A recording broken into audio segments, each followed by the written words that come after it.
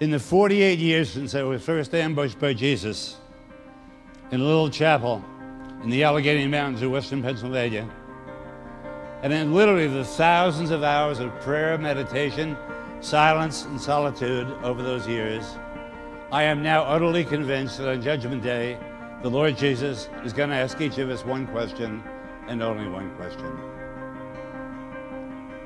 Did you believe that I loved you? That I desired you? That I waited for you day after day? That I longed to hear the sound of your voice? The real believers there will answer, yes, Jesus. I believe in your love and I tried to shape my life as a response to it.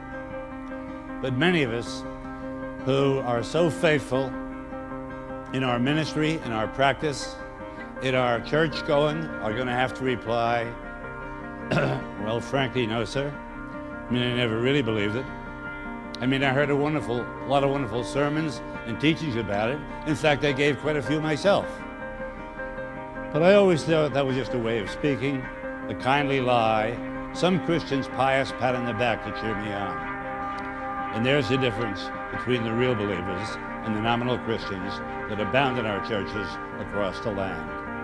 No one can measure like a believer the depth and the intensity of God's love, but at the same time, no one can measure like a believer the effectiveness of our gloom, pessimism, low self-esteem, self-hatred, and despair that block God's way to us.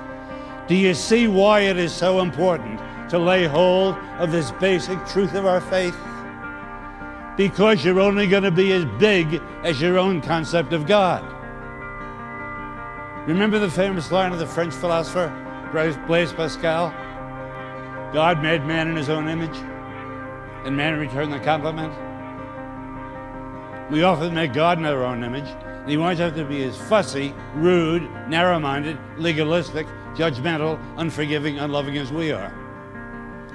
In the past couple of 3 years, I have preached the gospel to the financial community in Wall Street, New York City, the airmen and women of the Air Force Academy in Colorado Springs, 1,000 physicians in Nairobi. I've been in churches in Bangor, Maine, Miami, Chicago, St. Louis, Seattle, San Diego, and honest, the God of so many Christians I meet is a God who is too small for me, because he is not the God of the Word. He is not the God revealed by and in Jesus Christ, who this moment comes right to your seat and says, I have a word for you. I know your whole life story.